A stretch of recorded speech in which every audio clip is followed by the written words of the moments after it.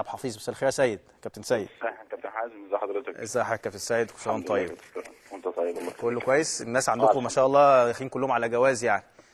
الحمد لله. متعب ودومينيك اتجوز من يومين والدنيا كويسه الحمد لله. الحمد لله رب العالمين. طيب يعني دي الاخبار. يمكن عماد متعب يوم الجمعه ان شاء الله. دومينيك كمان اتجوز، سمعنا من كام يوم وجه. اتاخر شويه ولكن جه يعني الحمد لله. جونيور والاجانب والناس دي غرامات كلها سيد ولا كان في ظروف قهريه مثلا؟ لا دومينيك طبعا ما فيش غرامه ولا حاجه. دومينيك جه في ميعاده بالظبط اللي كان متحدد له يوم 29. الراجل كان ملتزم وجه في وقت. يمكن جونيور شويه او على الاختلاف في جونيور شويه. جونيور اتاخر وخلاص يعني انتظم في التدريب دلوقتي، لكن كان لازم يبقى فيه العقوبه والعقوبه على حاجتين يا كابتن حازم. الجزء الاول ان كان في تاخير عن الميعاد المتفق عليه. الجزء الثاني ان في عدم التزام بتعليمات معينه وده بيطبق عليك اللائحه.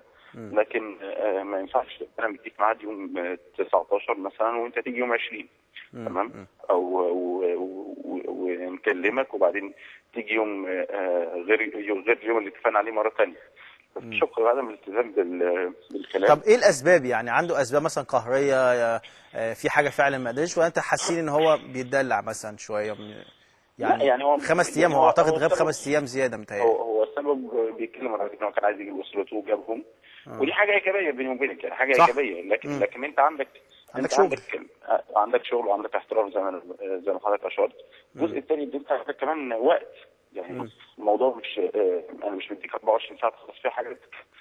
كان في حوالي 10 ايام وقبل ال 10 ايام انت عارف ان في اجازه 10 ايام، ففي حاجات لو ناقصاك او عايز تعملها من قبل كمان الاجازه. لكن انتهى الموضوع على كده خلاص. العقوبه جامده شويه وانتهى الموضوع. الراجل معانا يعني. تمام. بالنسبه لكابتن عماد متعب طبعا بنبارك له والف مبروك. متعب واخد هيبقى موجود ماتش الاسماعيلي وهيبقى صعب يا كابتن سيد؟ لا هو الاختلاف ده كابتن حازم. انت عارف ان الماتش الاسماعيلي ده كان في يوم 19 اصلا. 19 11 اللي فات اصلا يعني. بس هو تقريبا المفروض 13 12 متهيألي دلوقتي. هو دلوقتي خلاص بقى 13 12. تمام. اوكي. فالمفروض ان احنا كان عندنا ماتش يوم هنلعب على النظام القديم يعني. هنلعب ماتش يوم 14 وبعد كده هنلعب ماتش يوم 22. تمام. ده كان النظام القديم. على اساسه كان اتفقنا مع عماد ان في فتره الافضل ان احنا نعمل الاجازه بتاعته على اول ميعاد في اجازتنا احنا اللي هي بعد ماتش 19. تمام يا حازم؟ تمام يا كابتن. 19 11. طبعا الراجل لما راح يعمل ترتيبات فرحه ما فيش يوم فاضي غير يوم 2 12. وعلى اساسه رجع لنا واحنا وافقنا على الوقت القديم او على النظام القديم.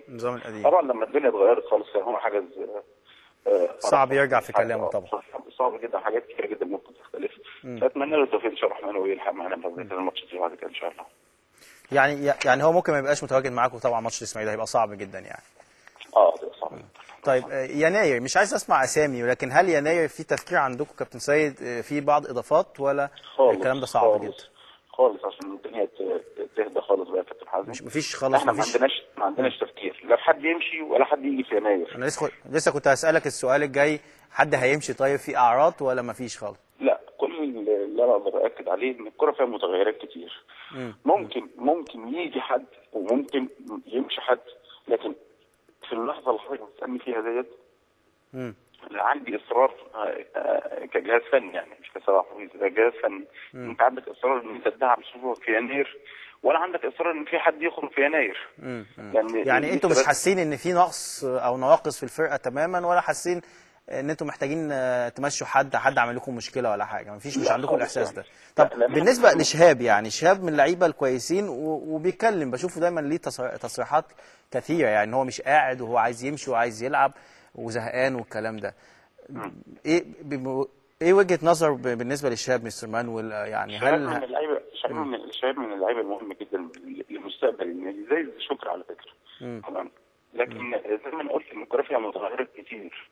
انا كنت بشارك بشكل مستمر دلوقتي، لكن لحد ما اجي في يناير يا كابتن حازم ممكن يبقى اساسا ممكن يبقى من اوائل الناس اللي بتشارك. فاهم حضرتك؟ يعني اللعب كل 3-4 ايام ديت زي ما انا شفت، يعني مركز زي السرد باك، زي ما حضراتكم شايفين مركز زي السرد باك عندي، يعني عندي 3 ولا 4 عندهم اصابات. عند محمد عبد الفتاح مصاب، عند محمد نجيب مصاب، عند رامي ربيعه مصاب، عند شريف عبد الفضيل مصاب. ففي ناس يعني مشكله زي شريف عبد الفضيل، لحد الاسبوع الخامس بره السكور خالص، بره ال 18 خالص. صح. لكنه كان عنده استعداد نفسي وفني، يعني قلت نفسي قبل فني، لان هو كان عنده استعداد ان هو في اي وقت هيشترك هيأدي بشكل كويس. عشان كده لما جات له مش عايز اقول لما جه ان هو يشارك في مباراه انبي، ما حسيتش ابدا ان الراجل ده كان بره الفرقه. حسيت ان هو بيلعب بشكل مستمر. فهو ده اللي انا اقصده، انت لحد شهر يناير وارد جدا ان في واحد يكون هو الاساس. هو بعيد دلوقتي، يعني من كلامك كده ممكن يبقى في لاحمد السيد فرصه الفتره الجايه. طبعا اي حد كابتن حازم، احمد السيد كان برضه يعني اقاويل كتير جدا ان هو ممكن يبقى بره وما بقاش خلاص. اي حد كابتن حازم ممكن يشارك، اي حد ممكن يشارك ويبقى بشكل مستمر. لما يجي يناير بقى تقيم انت الامور يا كابتن حازم. ده بعيد قوي، ده قريب، لا ده لو الاحسن والافضل ان هو يشارك في حته ثانيه يبقى تحت عينينا، نديله فرصه ان هو بدل ما يبقى صعب قوي انه يشارك معانا، لا يشارك مع النادي الثاني ونشوفه اخباره ايه ونقيم الدنيا لما يشارك بشكل مستمر.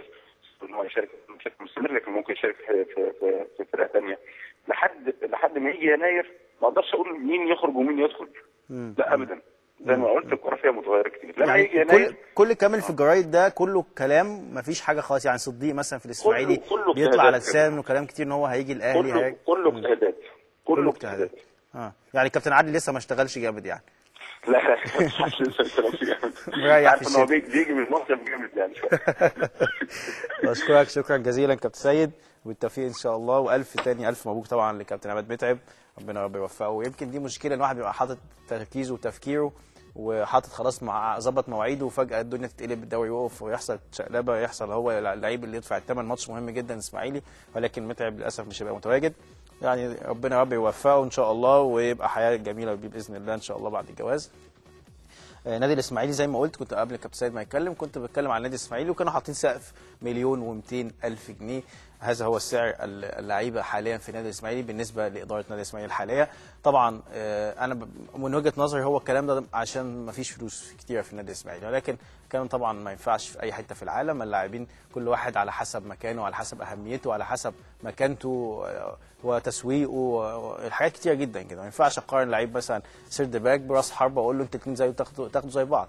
ده حاجه وده حاجه. نص ملعب او باك يمين زي بلاي ميكر، راجل مثلا عنده كاريزما جماهيريه. فبالتالي اعتقد ان هذا القرار موجود عشان الناس تبين انها عملت اللي عليها كاداره، وهم بصراحه مزنوقين جدا في الفلوس. ودي حاجه يعني الواحد لما كان في اداره بيعرف يعني انك تبقى مسؤول عن فرقه ولازم تكفلهم فلوسهم. ولكن 1,200,000 حاليا ل4 لاعبين مهمين في مصر، يمكن لو اي واحد فيهم مشي من نادي الاسماعيلي هياخد ضعف هذا الرقم ان ما كانش اكتر بكتير. ف يعني يمكن خاصه طبعا احمد سمير فرج ويمكن احمد صديق شحات، ممكن ابراهيم يحيى لسه صغير شويه، لكن يمكن ده ما ينفعش قوي. لاعبين لازم يبقى الدنيا مختلفه. ربنا يعني ما خلقش الناس كلها في شكل واحد، في فوق وفي تحت، وبالتالي اللاعبين في فوق وفي تحت.